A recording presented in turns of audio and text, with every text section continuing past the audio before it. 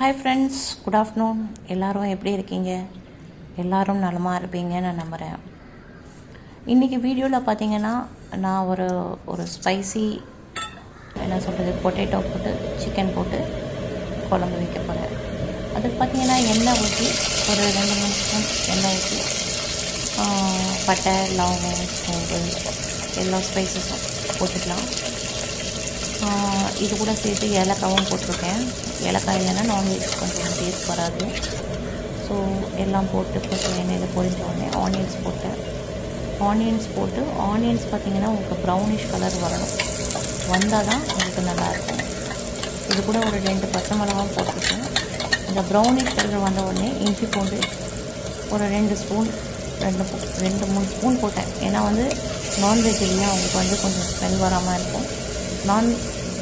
இஞ்சி பூண்டு உங்களுக்கு எப்போவுமே ரொம்ப நல்லது, எதிர்ப்பு சக்தி இருக்குது.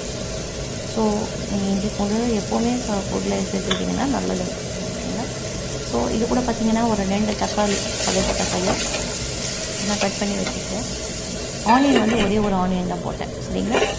ஸோ இது கூட பார்த்திங்கன்னா ஆனியன்ஸ், டொமேட்டோஸ் நல்லா ஓரளவுக்கு குக்கான உடனே கூட நான் ஒரு 2 பொட்டேட்டோ சின்னதாக 2 பொட்டேட்டோ நான் கட் பண்ணி வச்சுக்கிட்டேன்.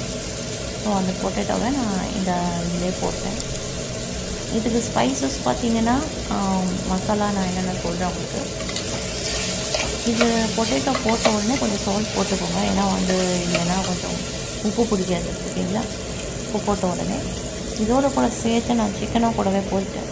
ஏன்னு பார்த்தீங்கன்னா சிக்கன் சீக்கிரம் வந்துடும், பொட்டேட்டோ கொஞ்சம் வேவாது. ஸோ ரெண்டுமே ஒரே டைமில் போட்டு நீங்கள் குக் பண்ணிங்கன்னா இது குக் ஆகிறதுக்கும் அது குக் ஆகிறதுக்கும் ஈவனாக இருக்கும். ஸோ இது கூட பார்த்தீங்கன்னா நான் கொஞ்சம் மஞ்சள் தூள் 1 ஸ்பூன், மிளகாத்தூள், பெரிய சில்லி 1 ஸ்பூன், வீட்டு குழம்பு தூள் நார்மலாக நம்ம அரைப்போம் இல்லையா, அந்த குழம்பு தூள். இது கூட பார்த்தீங்கன்னா கொஞ்சம் தனியாத்தூள் கண்டிப்பாக நான் போடுவேன். எல்லா குழம்புலையும் தனியாத்தூள் சேர்த்துக்கோங்க. தட் மீன்ஸ் கொரியாண்டர் பவுடர், சரிங்களா? போட்டுட்டு அந்த மண் பாத்திரத்தில் பண்ணால் குக் பண்ணுறது ரொம்ப கொஞ்சம் கஷ்டம், அது ஸ்கிப் ஆகுது. ஸோ இந்த மசாலாலாம் போட்டு எல்லாம் ஒன்றா கலந்துட்டு நான் இதில் கொத்தமல்லியும் போட்டேன். இது கூட கொஞ்சம் ஒரு 2 டம்ளர் ஆஃப் வாட்டர் ஊற்றி கொஞ்சம் அப்படியே குக் பண்ணிக்குவோம். ஏன்னா மண் பாத்திரம் அடி பிடிச்சிடும், ஓகேங்களா? நான் தேங்காய் ஒரு 2 பத்தை எடுத்து நல்லா நைஸாக மிக்சியில் ஃபுல்லாக அரைச்சிட்டேன், ஓகேங்களா? அரைச்சிட்டு குழம்பு இது போட்டாச்சு. இது நல்லா என்ன சொல்கிறது எல்லாம் ஒன்றா குக் ஆகட்டும். ஸோ அதுக்குள்ளே நான் தேங்காய் அரைச்சிட்டு வந்துட்டேன். ஸோ தேங்காய் பார்த்திங்கன்னா நல்லா ரொம்ப நைஸாக அரைச்சிட்டேன். உங்களுக்கு மிக்சியில் அரையாது அப்படின்னிங்கன்னா நீங்கள் வடிகட்டி கொஞ்சம் பேஸ்ட்டாக போட்டுக்கோங்க. கொஞ்சம் வடிகட்டி கொஞ்சம் இந்த இதை எடுத்துருங்க. ஏன்னா சில பேருக்கு ஜீரணம் ஆகாதுன்னுவீங்க. அந்த பாலை மட்டும் ஊற்றிக்கோங்க. மிக்சியில் அரைச்சி அந்த பால் மட்டும் வடிகட்டி ஊற்றிக்கோங்க. மிக்சி அரையாதுன்னா, ஸோ உங்கள் மிக்சி நல்லா அரையும்னா, பேஸ்ட் மாதிரி அரையும்னா நீங்கள் மிக்சியை நல்லா தேங்காய் நல்லா அரைச்சி இதில் போட்டுக்கோங்க. ஸோ இதுதான் குழம்போட டெக்னிக் பண்ணியாச்சு. ஸோ உங்களுக்கு அருமையான குழம்பு ரெடி ஆகிடுச்சு. எனக்கு தேங்காய் நீங்கள் ஏன் இப்போ ஊற்றுனீங்கன்னு கேட்பீங்க சில பேர். ஏன்னா தேங்காய் எல்லாமே ஒன்றா ஊற்றி குழம்புல கொதிச்சா திரிச்சிடும் அப்படின்னுவீங்க. அப்படியெல்லாம் ஒன்றுமே கிடையாது ஃப்ரெண்ட்ஸ்.